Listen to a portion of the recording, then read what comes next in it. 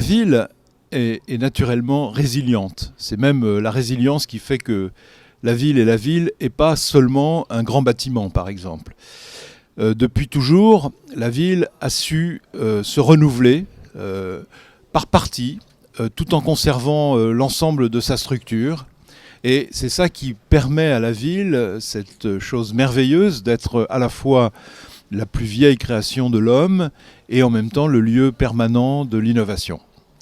Et aujourd'hui, on réfléchit sur la résilience ou sur la reconversion des villes parce que le monde accélère, parce qu'on connaît des chocs technologiques, on connaît qui ruinent des industries, qu'il faut reconstruire autrement. On connaît des catastrophes naturelles, des incendies, des inondations, des guerres, etc. Et on voit que les villes se reconstruisent.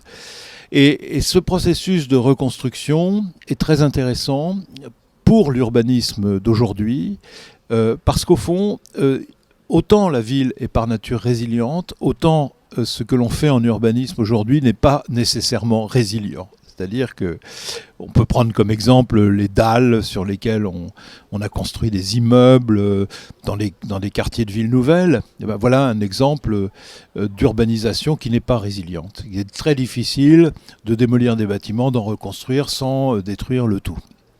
Donc la résilience ou la réversibilité est un sujet très, très fondamental. Et à travers ce sujet, on voit apparaître toutes sortes de questions qui concernent la ville de demain.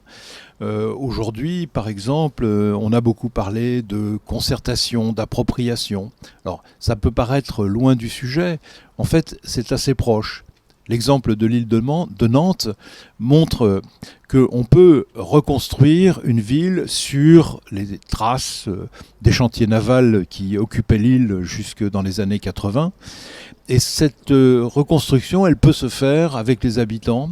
Elle peut se faire en ne commençant pas par tout détruire pour tout reconstruire, mais en allant progressivement, en laissant à la ville le temps de se régénérer, en laissant au lieu le temps d'exister, et surtout en faisant venir la vie avant la ville. C'est-à-dire que le quartier de la création s'est installé dans des anciennes halles, par exemple, et on a pu ainsi générer une forte dynamique économique avec des créateurs de toutes sortes qui ont pu venir s'installer là parce que les locaux n'étaient pas chers, parce qu'ils étaient accueillis, ils se sont retrouvés ensemble.